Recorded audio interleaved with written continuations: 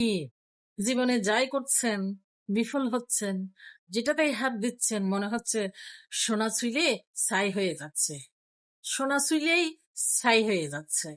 হ্যাঁ, এমনটা অনুভব হচ্ছে, খুবই হতাশ লাগছে। কিচ্ছুই হয়নি, এটা জাস্ট আপনার উপর একটা পরীক্ষা চলছে। আপনি ধৈর্যশীল হন আর একক আল্লাহ পাকের প্রতি সবকিছু তাওয়াক্কুল করুন। আর আপনি কি করবেন, আপনি কি করতে চাচ্ছেন তা আপনি নির্দিষ্ট করুন। পথ নির্দিষ্ট না হলে কোন পথে যাবেন আপনি বারবার শুধু পথ বদলাতে থাকবেন। আপনাকে নিজেই ডিসিশন নিতে হবে আপনি কোন পথে যাবেন, সেই পথে চলুন। সফলতা আপনার জন্য অপেক্ষা করবে। হুম।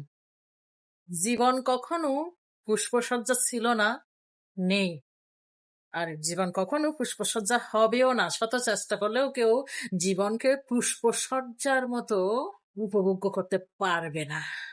জীবন একটা কঠিন বাস্তব, জীবন একটা চলমান যুদ্ধক্ষেত্র। এখানে প্রতিটা পদক্ষেপ, প্রতিটা সংগ্রামী খুবই ইম্পর্টেন্ট। হ্যাঁ, প্রতিটা সংগ্রামী প্রতি একটা মানুষকে হয় সফলতা দান করে, না হয় কিছু না কিছু শিখিয়ে দেয়।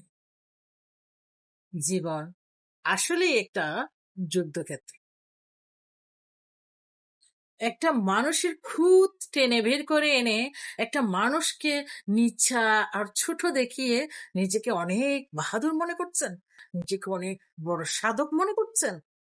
কিছুই না, জাস্ট অনলি আপনি আপনার হীনমনতার, নিকৃষ্ট মনতার পরিচয়টুকু খুব সুন্দরভাবে দিয়েছে। কি কোন রকম ভুল করে, গুনাহের কাজ করে আপনি বুঝতে পারছেন ভুলটা আপনার, অনুতপ্ত অনুভব করছেন? তাহলে আর দেরি করবেন না, আল্লাহ পাকের সিজদায় লুটে পড়ুন, আল্লাহ পাকের কাছে ক্ষমা চেয়ে নিন, আর অঙ্গীকার করুন আর কোনোদিন দ্বিতীয়বার ওই ভুল করবেন না। ইনশাল্লাহ আল্লাহ পাক ক্ষমাশীল। আপনার আমার গুনাহের চেয়ে, পাপের চেয়ে আল্লাহ পাকের দয়া আর ক্ষমা অনেক বেশি মহান। সো আল্লাহ পাকের কাছে ক্ষমা চেয়ে নিন আর দ্বিতীয়বার ওই ভুল করবেন না বলে অঙ্গীকার করুন। ইনশাল্লাহ আল্লাহ পাক আপনাকে সদ্য জন্ম নেওয়া শিশুর মতোই নিষ্পাপ করে দেবেন। সুবহানাল্লাহ। জীবনটা খুবই ছোট। এই জীবনে আপনি যাই করেন, ভালো মন্দ যাই করেন, করার সময়টা খুব সীমিত। আর এই সীমিত সময়টা প্রতিনিয়তই নদী স্রোতের মতো বয়ে যাচ্ছে। মানুষ বলে না বয়স বাড়ছে, বয়স বাড়ছে না, প্রতিদিন প্রতি মিনিট প্রতি সেকেন্ড করে বয়সটা কমছে।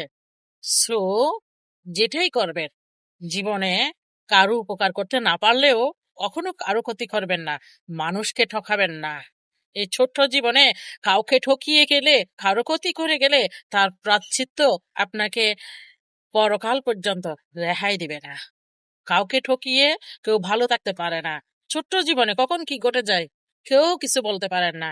আজ আপনি কাউকে ঠকিয়ে কাল আপনি ইন্তেকাল করছেন, আপনি মৃত্যুবরণ করছেন, তাহলে ওই যে ঠকিয়ে গেছেন তার প্রায়শ্চিত্ত আপনি কবরে গিয়েও, পরকালে গিয়েও ভোগ করবেন। সো এই ছোট্ট জীবনে দাঁড়িয়ে ইহকাল পরকাল দুটাই নষ্ট করবেন না। মানুষের ক্ষতি করবেন না, কারো উপকার করতে না পারলেও কারো ক্ষতি করবেন না, মানুষকে কাঁদাবেন না। আপনি মানুষের চোখের জল ঝরাবেন, মানুষকে ঠকাবেন, নীরবে আপনি ঠকবেন, আপনার চোখের জল ঝরবে নীরবে, কেউ দেখবেও না, জানবেও না। ভোগ করবেন আপনি একাই, নিঃশব্দে।